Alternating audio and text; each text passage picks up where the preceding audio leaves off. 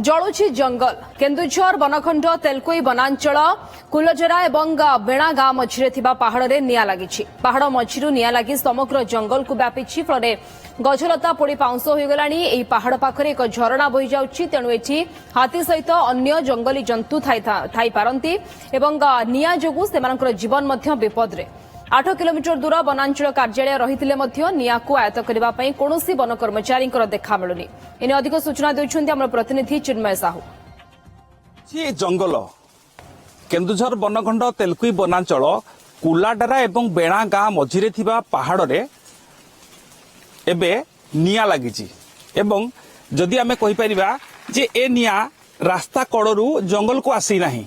ये एक अलगा प्रकार चित्र देखा जाउची जे नियाटी जंगल मझिरु रास्ता आड़ को आसुची। अर्थात ए निया को केही हुए तो जानी सुनी जंगल भितर लगेइची एवं जहा फल रे ए निया व्यापीबार लागिची। मो कैमरा पर्सन को कहबी एदिके देखेबे जे जंगल रे देखंतु केमिति निया लागिची। पूरा जंगल सेपट पहाड़रू ए पर्यंत माने आउ किछि 100 मीटर दूर हेले रास्ता पड़िबो। ता पूर्वरु पूरा पहाड़ जो बेणा गाँ एवं कुलाडरा गाँ मझिरे थिबा पहाड़ संपूर्ण रूपे जली पड़ी पाउंस हो गलानी। तले थिबा जो छोट छोट गछ छोट छोट औषधीय गुल्म सब नष्ट हो जाइछि।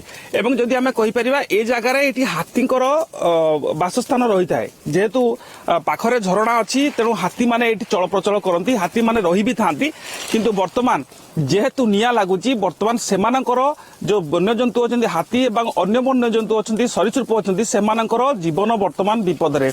एपरि स्थले जदि आमे कहबा केन्दुझर बनखंड तेलकुई वनांचल रे सचेतनता करा जाउची।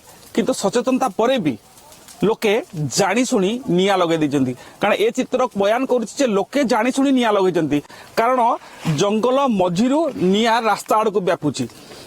एपरि स्थले पूरा जंगल जदि आमे कहि परिबा पूरा पहाड़ जली एबे भस्म हो साराणी। छोट छोट गछ छोट छोट गुल्म नष्ट हो साराणी। जेते सचेतन कले भी लोकों भितर से सचेतनता सृष्टि होनी कौटी ना कौटी। तेणु लोके एठी निया लगे दउचंती जंगल रे।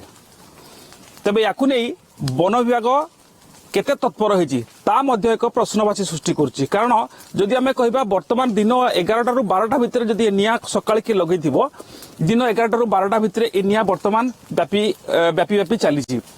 एही स्थान रु केन्दुझर बनखंडर जो तेलकुई वनांचल कार्यालय अछि मात्र 7-8 किलोमीटर हबो। किंतु वर्तमान सुधा कोनोसी कर्मचारी एटी निया लिबा पे आसी नाती कि निया प्रशमित होई नै। एपरि स्थले तेलकुई वनांचल रे जो जंगल रहिछि ता आगकू केते जे निया लागिबो ता वर्तमान रु अनुमय करा जाउछि। तेलकुई चिन्मय कुमार साहू, ओटीवी।